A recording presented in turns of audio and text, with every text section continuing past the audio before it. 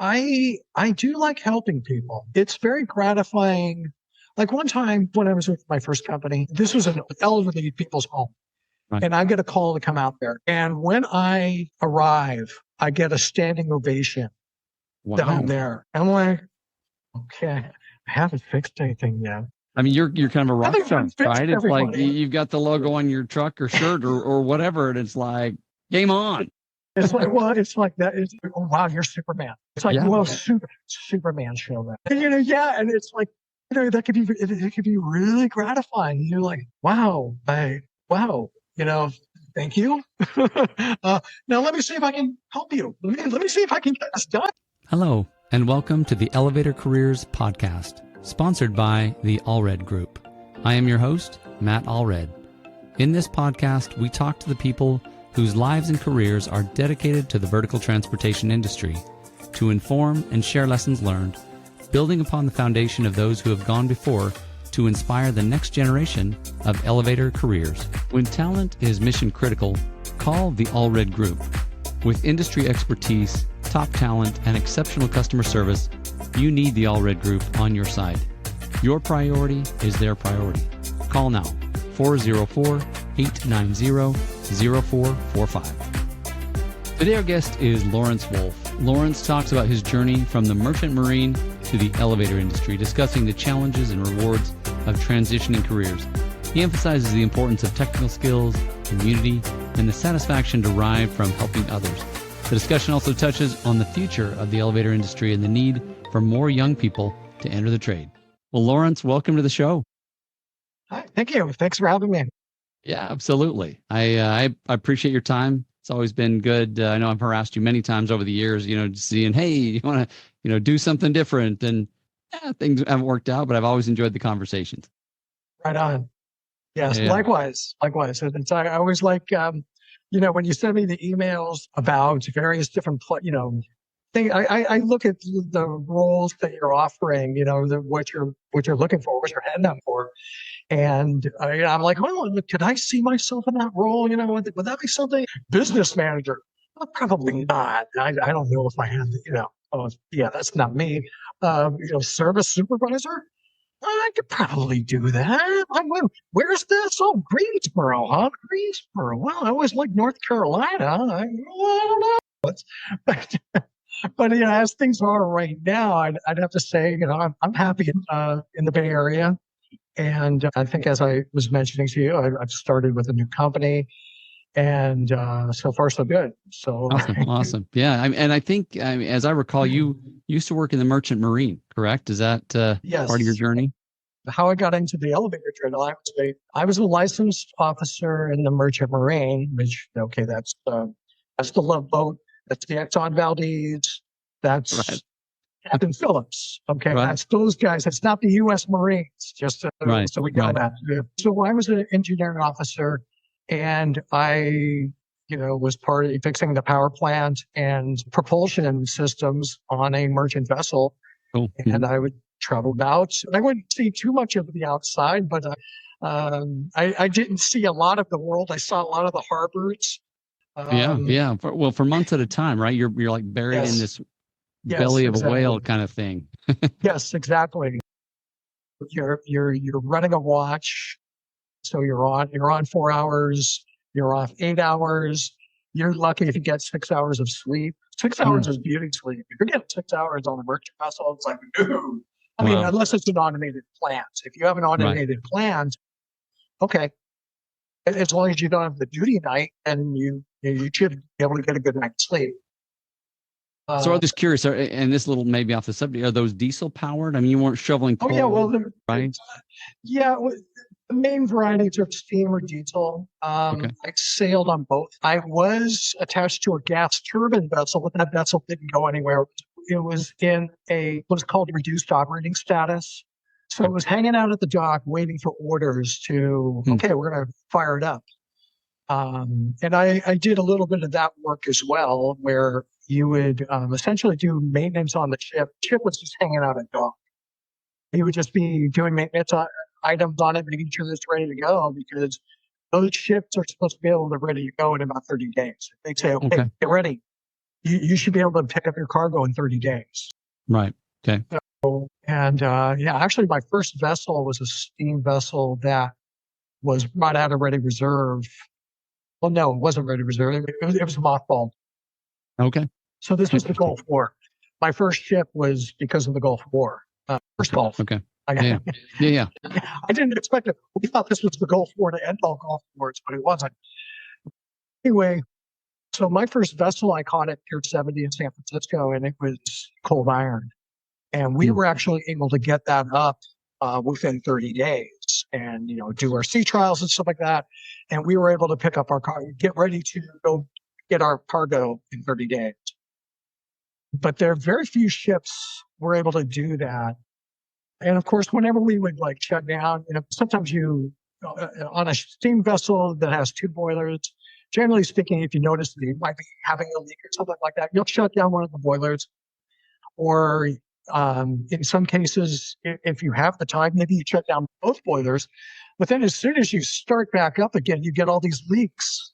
So it was just always playing whack-a-mole with leaks. I can't even imagine. So what was it that led you to elevators from traveling the world and working on power plants, as you say? I got married. I got married in 2004, and I had known her for a number of years, but as a girlfriend and you're going out to sea, it's one thing. And then, as a wife and you're going out to sea, it's another. I think I was pretty cavalier, when it's like, well, hey, there's no ring attached, that kind of thing. Okay, well, then now we're serious. And it's like, this is tough. This is hard. She liked the fact that I liked it, and that I had a lot of pride in doing it. Sure. So I think she could tolerate that, but it was hard on her, and it's hard on anybody who does it. It's anybody. Okay, anybody who's like a long haul trucker. You got family, and you're a long haul trucker. Same difference. Almost like the military, maybe, right? You're deployed for however many months. Active duty military or reserve who gets active duty. Absolutely. Yeah. Had you ever dreamed of working on elevators, or what was it that kind of brought it to your attention? No, I had no idea what it was. I answered a Craigslist ad. I was on vacation. Everything's great. And I'm just like, wait, maybe I could do something while I'm cooling my heels. I was on a Craigslist, and I was like, elevators. There's this local company in San Francisco. Well, they were out of Pacifica. They still are. And they were looking for somebody. I was thinking, at the time, I was thinking, if nothing else, it's something I can do. And, my union card with the airtime union gets nice and built up. And then I can go back and, get a nice, really good paying job at the union hall.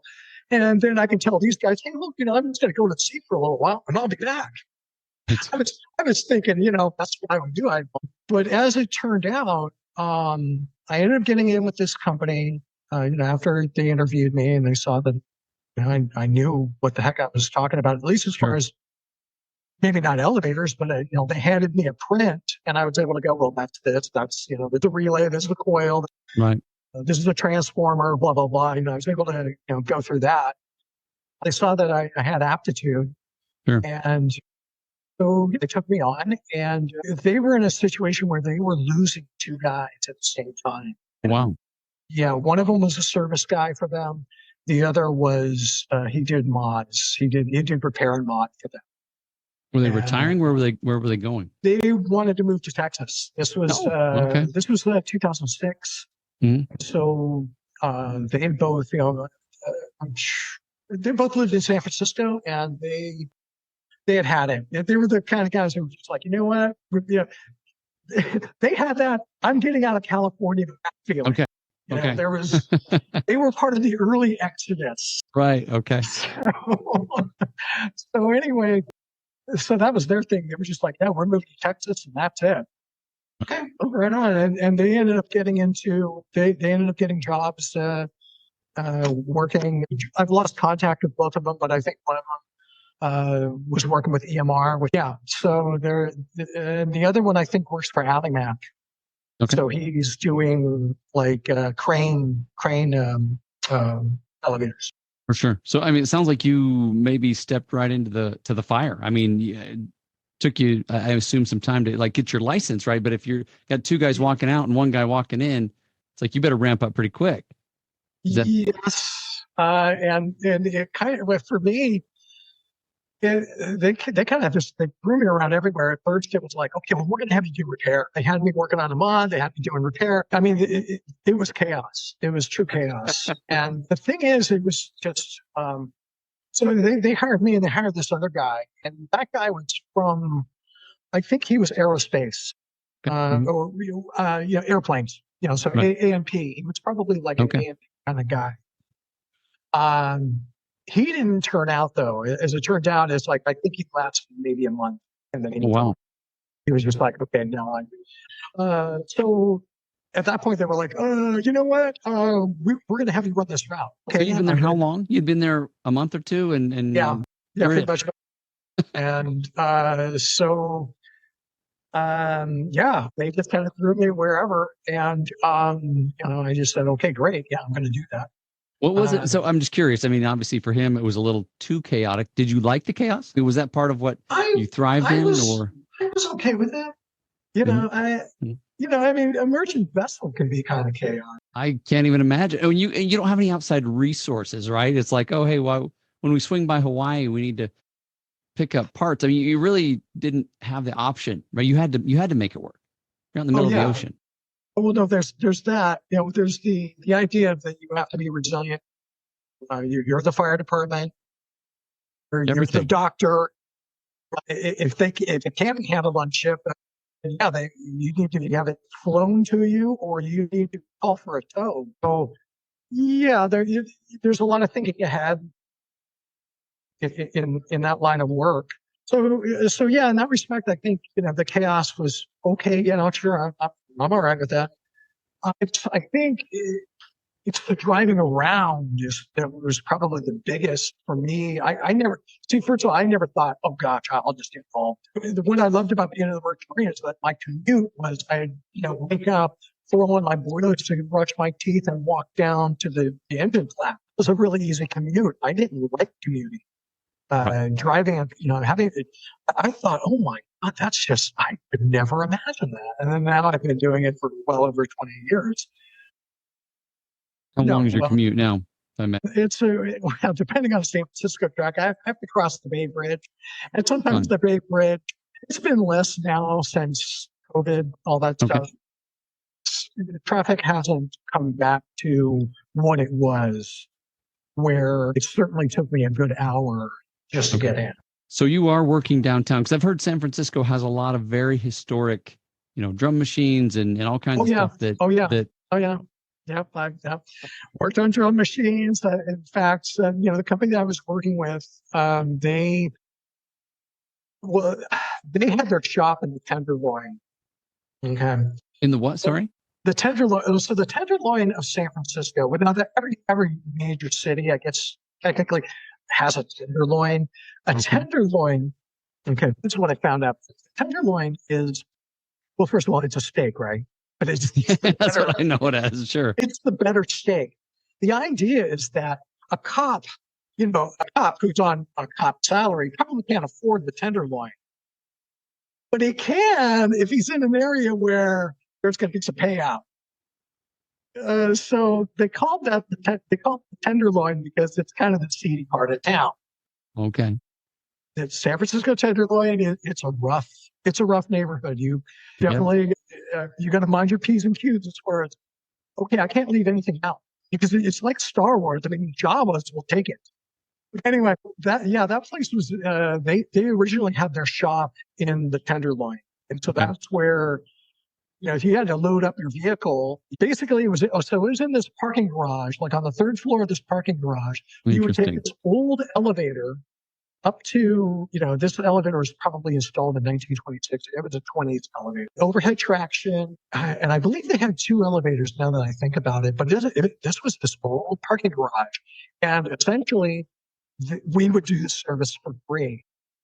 This company would do a lot of in-kind trade. Oh yeah, yeah, because it was like, well, we'll do your, because I'm sure they got a kickback as far as either reduced rent or they got free rent. I'm not sure what it takes. That makes sense. Okay. Right. So your office was actually in a parking garage? That's what I was trying to. Yes. Yeah, that was where, I mean, so like they had a desk, they had piles of parts and various different, lubricants, whatever you needed, pig pads, you name it. So you would like roll into that garage and depending, there might be 4 or 5 other cars already there trying to load in and stuff like that. So it's one of those circular kind of garages where, it isn't that wide of a lane. So, you sometimes you'd have to move your trucks and let somebody pass and stuff like that. So anyway, that was there in the Tenderloin. I remember my first day, once it was like, okay, show up and take it to, we're going to show you around. So I think they said, well, no, our uniform is black. So just wear black. And I said, okay, great. So I had, a t-shirt, black pants, and, they said, yeah, bring a Leatherman. So that's all they had. Sure. Yeah. So I'm like, okay, right on. So I had a Leatherman and, that's it, and then I'm walking, I took the BART in, me and my girlfriend at the time, we lived in the city. I'm like, we didn't have a garage or anything like that. It's like, well, like really parking in where I was living and where we were living at the time, it was like parking in the city. Anyway, so yeah, I took the BART down there and, I'm walking up the street and, and I meet with the owner, Eric, and he took me around. It was like, okay, well, I'm gonna, get a ticket to this place. He could drop me off at some place, and hey, I'm gonna have you work with this guy. I'm like, oh, okay, great. I'll see what this guy is doing. So this was before you got the route? Before I got the kind of like seasoning of like the owner. He was pretty much their troubleshooter. So if he was busy, it was like, okay, look, I'm going to give you to these guys. And he had me working with, the repair guy. He had me working with that service guy. Those 2 guys that were going to take off to Texas. I mean, they were actually really good because I think, if I remember, I think they gave him like 2 months. They said, look, we're leaving. Okay. So they gave him a lot of time to, we're going to make it nice and easy, but we're leaving. So anyway, and I really hit it off with those guys. We would do things after work and things like that. So meeting of the minds and stuff like that. So yeah, he had me working with the repair guy. He had me working with the service guy a little bit. And then when it was like, okay, look, I'm going to have you be a repair guy. Okay. I was working with the repair guy. I was helping him do, rebabbiting things. And, of course, for me, my understanding of babbing was like, okay, bearings, like for a line shaft bearing on a ship. Right. I never dreamed that I would be, okay, well, you're going to be pouring this stuff. You're going to be heating the stuff up and actually pouring it into a mold and, creating the bearing surface yourself. I'm like, wow. So in that respect, it was great. It was, because I learned about Babbitt, in school. When I was at the Maritime Academy, but the actual practical application of it, I never worked with it. So. For sure. Yeah, have you ever looked back? Have you ever thought, man, I wish I was back on the ships? I mean, it sounds like you're no. I swallowed anchor. It's a young man's game, or it's a young person's game, I would say. Although, if you look at the average age of our merchant marine, they're probably more like my age. And it's like, I don't know how you keep going like that. But anyway, that's not my problem. So, how long before you really, I guess clicked? I mean, it sounds like you didn't really look back. You were just like, hey, this is what I'm doing. Was there a point at which you were like, hey, this is awesome. I'm going to be here. Well, I think once I looked at my pay, once I was looking at my pay and that I wasn't having to leave, it was like, yeah, okay, well, this is fine. No brainer. This is a no brainer. It's like, I mean, the Merchant Marine, again, I was very proud doing it. I enjoyed it a lot. I had a lot of pride doing it. It's a great skill set. It's constant learning, just like the elevator trade. For sure. And just like the elevator industry, but you don't have to leave your loved ones behind. Yeah. For months at a time or however For long it months at a takes time, to. Yeah. I mean, I got to leave and go to work. I, they haven't made the elevator where you could just fix it from a computer and Sure. telecommute. They're not going to drop wait. it off at your house and Yeah. Well, actually, I do get parts sent to my house now. Okay. Yeah. So, I mean, but you got to go install them somewhere. I do have to bring them to where I'm at. So, yeah. Hey everyone, thank you for listening. This is Matt with a brief message from our sponsor. The Allred Group has been recruiting elevator industry talent for over 14 years. If you are looking to grow your business and hire great people, contact the Allred Group at allredgroup.com. That's ALLREDGROUP.com, and talk with Matt and his team about how they can assist you. And now, back to the show. What would you say was maybe the hardest thing for you to kind of, you mentioned the commute, right? Were there other things or other lessons that you were like, man, this is tough? Well, certainly when you're cutting your teeth, in troubleshooting, that's tough. It's very frustrating. Okay, yeah. First of all, you have to take the stairs just to get to the place. Sure. Or you have to crawl into that steamy, smelly, basement drum machine room that has rat feces all over it. Fun. And yeah, sure. You got you got to get seasoned to that. But once you're over that, well, now I got to troubleshoot this thing. Why is this ancient machine, the machine that was installed before I was born? You gotta understand how, I mean, how does it even work, right? Because there's such a different function going on if you've not worked on it. Yeah, and I was pretty much in at the deep end. I mean, they pretty much threw me in at the deep end. So I was like, no, okay, here's where we go. You just sort of pick up things from. If I had trouble, I'd call for help. Hey, man, what do you think? There was always the phone, but sometimes the guy would come in and go, well, no. A lot of times I could rely, at least at first, I could rely on the guy who was who hired me, who was their troubleshooter. He was the owner troubleshooter. Right. So I gleaned a lot from him because I mean he was very good. And he'd been doing it very skilled. I think I want to say at that time, let's see, this was in 2006. So I want to say he might have had at that time. So he was like third generation, or actually fourth generation. He was fourth generation of an elevator family who they got their start. They had a company called Independent Elevator that was back probably as early as 1915. Wow. So their great granddad was, I believe, winding motors with Thomas Edison. So he's back east. I think he was they're an Austrian name. So he came out west probably sometime around 1915 or thereabouts. And I remember seeing a Bell Pages ad from 1920 that had Independent Elevator and had their address and Klondike 527 as the phone number. So that was their lineage. And I mean, he was a fourth generation elevator guy. Sure. Sounds like you had a huge impact on obviously you ramping up quickly and not just that, hey, you're being thrown to the wolves, but hey, I'm here to support you. So you were able to learn fast.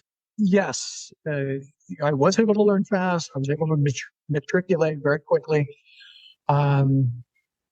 So yeah, having that support system was very good. I had my 6-month time, and once my 6 months was up, I was like, okay, and here's your pay bump. I'm like, okay, right on. Now I'm really seeing the cash flow in. So that was really great. What do you love the most? I mean, you've been doing it for 20. You remind me. I've been 18 years in the industry. So it's 25. Oh, hold on. Oh, 19 years in the industry. So yeah. Okay. 19 years in the industry. What do you love the most? I do like helping people. I think it's very gratifying. Like one time, this is when I was with my first company, and this was an old person's home, so elderly people's home. Right. And I get a call to come out there. And when I arrive, I get a standing ovation that I'm Wow. there. I'm like, okay, I haven't fixed anything yet.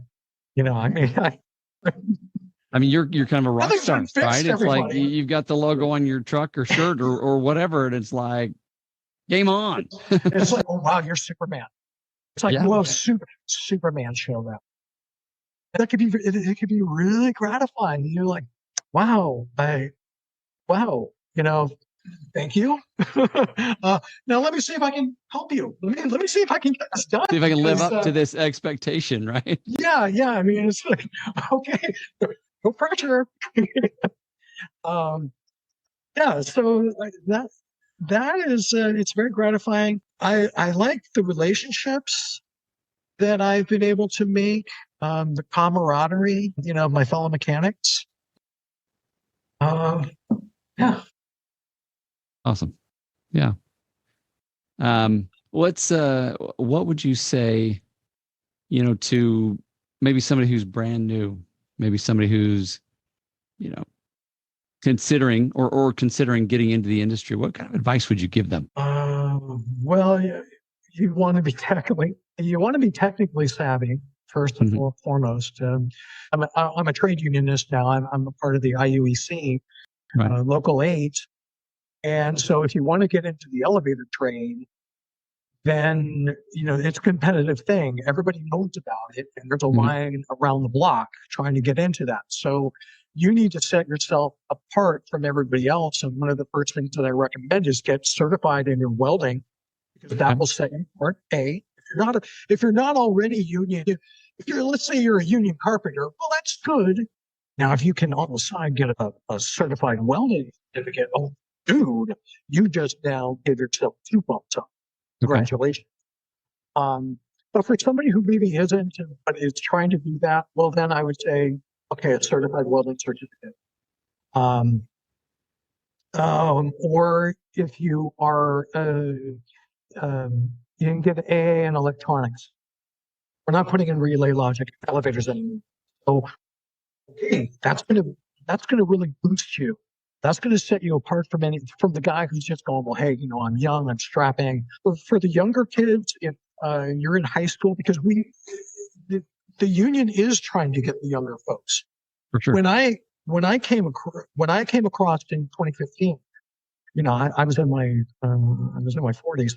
I was part of an old group, and I remember somebody saying something about that. Oh, a bunch of old people. Like, you know what? Just because we're old doesn't make us useless. In fact, I had my CCCM when I came over, so I was able to hit the ground running Right. as an apprentice. So anyway, Sure. but there is a greater desire to reach out to the younger, the high school kids. And a number of my union brothers have set up a trade trailer. This one guy has I forget the name of this foundation. I think it's the Friendship Foundation or something like that. But, his name is John Christopher. Heck, I'm going to throw it out there. I don't know. He might be retired now. But anyway, he started this trailer that goes around high schools, and it opens up, and it has various different things that the kids can get into, and these high school students can look at and learn what it is to be a tradesman. So for those, unfortunately, they're not teaching shop anymore, Right. or not too many schools have shop, Not I as should many say. places, yeah, as used to, as I understand.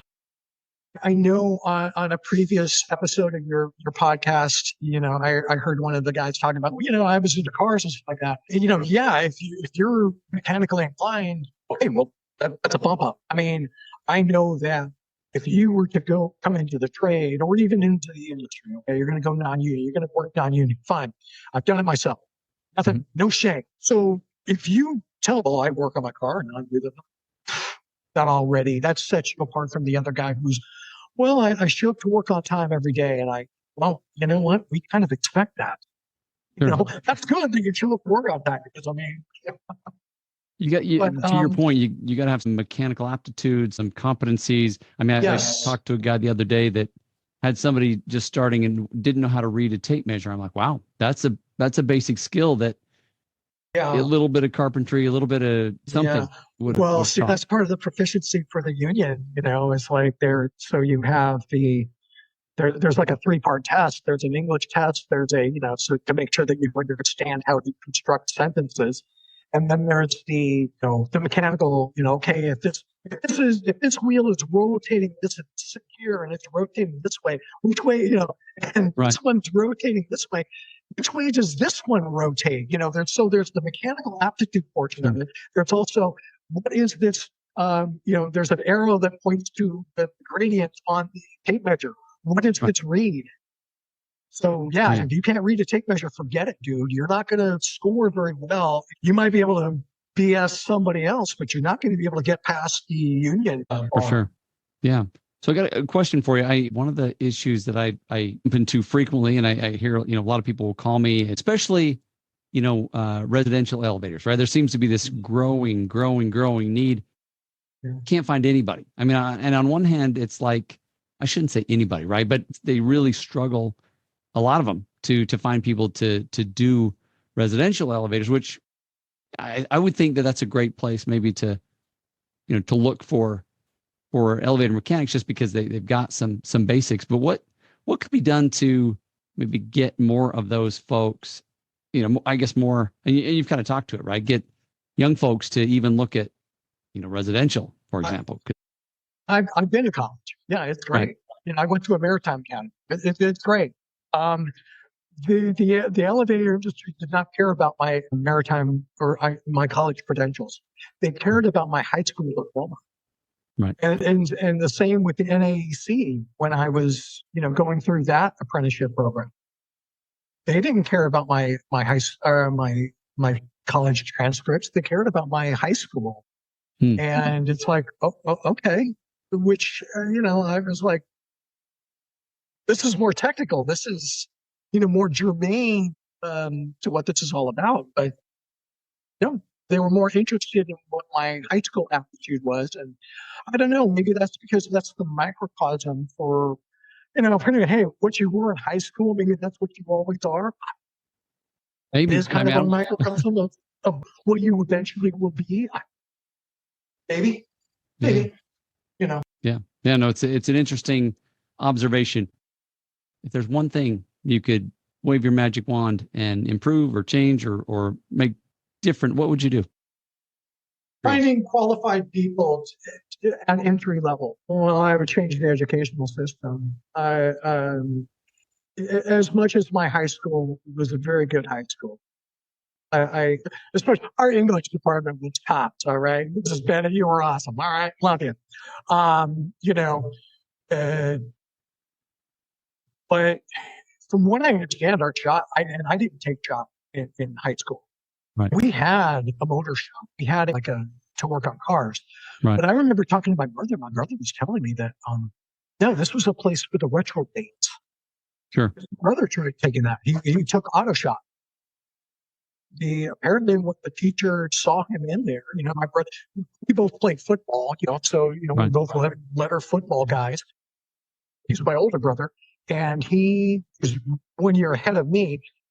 And this was a conversation we had recently, and he kind of brought this up. But apparently, that was a place for the retro bait. It was just like what is that movie? It's Club. It's like I take job. Yeah, because Right. you're a retro bait. It doesn't have to be that way. It shouldn't be that way. It should be you will have a skill. You don't go to college. I'm the biggest believer. I would not go to the Maritime Academy today. If you were to put me back, I'm 18. I wouldn't. It costs a lot of money. It's a good education. Don't get me wrong. Sure. Don't get me wrong. You learn a lot. You learn by doing it at that school, but it was expensive. For sure. When I went through, I'm going to date myself. 86 through 1990. I want to say all said and done, it was like $28,000. Now this is. And that was a while ago, for sure. Yeah. Yeah, and that was a lot of money then. Oh, yeah. That was a lot of money back then. I don't know. And I remember when they changed to being a CSU school, everything went up. Oh, And wow. it's like, okay, but you didn't get as much time at sea. So, anyway, I don't want to, badmouth anybody here. They were doing the best they could. But all said and done, no, keep your tuition costs low. If somebody will take you on as an apprentice, do it, man. Sure. They're paying you and you're young, do it. Oh, I'm gonna pay. I want to go and I want to party. You can party when you're making money, dude. You can go to these. You can be social when you're making money. In fact, it's a lot easier when you have money in your pocket to be social. Sure. Right. Yeah, but Yeah. I know from my era, getting out of high school in 1986, for me, it was like, okay, I got accepted to the Maritime Academy. My parents were all so proud, blah, blah, blah. And it's like, yeah, you know, if I could only go back in time, I would say, that's great. That's neat. Yes, I'm the first of my family to go to college. For me, I was planning on joining the Army. I wanted to become an Army Ranger, for crying out loud. One thing I see in the elevator industry is definitely, like you're talking about, just such a variety and diversity of skills that you can really not only gain a lot of confidence across the board, but you can really open up all kinds of opportunities, right? If you, like you say, when we talked at the beginning about, hey, if I want to go be a supervisor or a manager, if I want to go be a consultant or an inspector, or I mean, I can do Yes. a lot of different things because of this vast experience and knowledge I have that to your point, I wouldn't necessarily get that in most of the colleges these days. No, I absolutely, especially the elevator, especially the elevator industry. Absolutely. The field is wide open. I truly don't have any fear in as far as, well, let's say something bad was to happen to me, and I can't go and work on elevators anymore. Well, one of the things is there's sales, not only elevator sales, but there's elevator part sales. For sure. There's components. You could, if you knew how to source all this stuff, you could become a supplier. There's this guy who's just running his. Whenever you need a part in the area, call My Elevator Products, MAI Elevator Products. Yeah, I mean this guy, he runs it out of his garage. He's been doing it for years, and Sure. when my first company, whenever we needed a part, it's like, I can't go through the usual places, can't seem to find it. Call up he seemed to have it. The guy seemed to be a wizard. And when I was with Star, it's like same thing. I'm like, oh, my elevator. In fact, I was going through inventory today, and I'm like, oh, My Elevator Products. Oh yeah, I might have to turn the ETI guys onto my in the event we're having trouble sourcing things. But, so yeah, there's so many things. Yes, supervising, elevator inspecting, and NEEP, the National Elevator Industry Education Program. They offer a course. Well, I mean, there's also NASA. Sure. You could always go through NASA, but I plan on availing myself to the NEEP elevator inspection program. Nice. Get your QEI and all that. Get my QEI and add that to my belt, add that to my sash. Well, it does make you more marketable, right? You can market yourself a lot of different directions, and to your point, there may be a point at which you're like, yeah, I don't want to keep climbing around and under. I really hope, God willing, I can get another 10 years. That'll give me 20 years at the union, and okay. And I'd say by that time, I will be pushing out, getting close to the 70-year age. Hey, I don't mind dating myself. Fine. And I think after that, it's talking about what we were talking about earlier, it's this old timer, and I'm going, well, what about retirement? And he's going, and do what? But yeah, I mean, with that company, there was a couple of old timers there that just, I get it, and do what? Well, and I do find that a lot of people in the industry that do what you do, they love it. And they tell me, why would I want to retire? I love what I do. I love the people I'm working with. And it's fascinating to me because I think there's so many people unhappy in their work, unhappy with what they're doing, dying, just trying to retire. Yeah. I never know how my day is going to go. I have a plan for my day, but like Mike Tyson said, to get hit in the face, it's like it's Monday. In fact, I Right. walk in, one of my freight units is down. And, it's like, okay, there's only 2 in the building.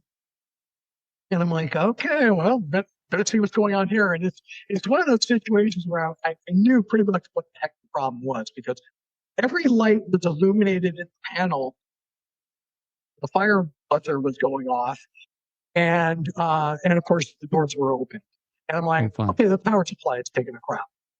Looks like I'm going to be doing some soldering, and I'm going to have to make sure I got a power supply and blah, blah, blah. So, the company I'm with, they do a Monday Zoom meeting. I've got that on speakerphone while I'm doing changing out this power supply, and they're talking about governors. And okay, well, this is the expectation if you run into governor issues and blah blah blah. And I was like, meanwhile, I'm just fixing this thing and swapping that out and getting their stuff up and running. And yeah, I never know how my day goes. And I mean, I'm an in-house mechanic, so it's like, okay, my commute's pretty much set. I don't know how that's going to go either. I mean, there's some days I wake up and it's like, oh, geez, somebody, there's a total pile up on the Bay Bridge, and it's like, I'm not going down and around to get to work. So there is that sense of adventure in, as a service mechanic. Yes, it's it's very much like that. And I would say even for a mod mechanic, you don't know how that's going to go, because I've done a couple of mods, and it's like, okay, we were going to do this today. Oh, but we don't have that. Oh, wait a minute, who didn't plan that? It depends on how old the building is, right? I mean, you may be dealing with something that's like, whoa, this is. Yeah, you always run into a challenge. It's great. The pay is great. Yeah, what more can I ask for? It's like that standing ovation that I got. People are glad to see you, generally speaking. Not always. There are times they're kind of like, you this is the 5th time. I used to love when I got a call. It's like I get a call and you go, the guy was just here 5 minutes ago. It's like, okay, wait a minute. But I'm here with my cape on, and I'm going to get this going, right? I'm going to see what I can do for you. I mean, do you want to? I mean, this is an overtime call, sir. Do you want me to come on down? Well, come on down. It's problem solving, and I for me, it's very much. I like doing that. I like helping. I like helping people. If I can help people, it's like, all right, that's great. Great, hey, I solved the problem. Elevator mystery solved, baby. And there aren't that many people that can do what you do. So to a lot of people, you are the superhero. I mean, yeah. I kind of remain humble, because there are some days where it's like, gee, I don't feel like a hero. I feel like a bum. I get it. Sometimes these elevators can make you feel real stupid, but for the most part, I love the challenge, and that's one of the things I love about the merge training. It's a great challenge, and yes, you're fighting Mother Ocean, or you have to deal with a very unforgiving mistress, and the elevator is an unforgiving mistress too. Well, it's an unforgiving robot. For sure. If it can go, if it thinks it has the permission to go, it goes. And you didn't do what you had to do to make sure that it doesn't have permission, or you made sure that no, dude, you're not going nowhere. Well, it will crush you. It's nothing personal. I'm just going somewhere. Yeah. It's not kill me, destroy it. Must get to level, and if you're in the way, you're in the way. Yeah. For sure. Well, Lawrence, this has been a lot of fun. I appreciate the time. I appreciate your passion. I mean, that's kind of what draws me to these conversations, is just the excitement, the love you have for what you do. And it's an honor. So I appreciate you being with me today. Well, the pleasure was all mine, sir. Thank you. Thank you. Stay safe, and we'll chat again down the road. Thank you. I will. Thank you for listening to the Elevator Careers Podcast, sponsored by the Allred Group, a leader in elevator industry recruiting.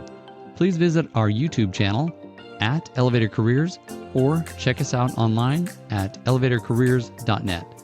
Please like and subscribe. And until next time, stay safe.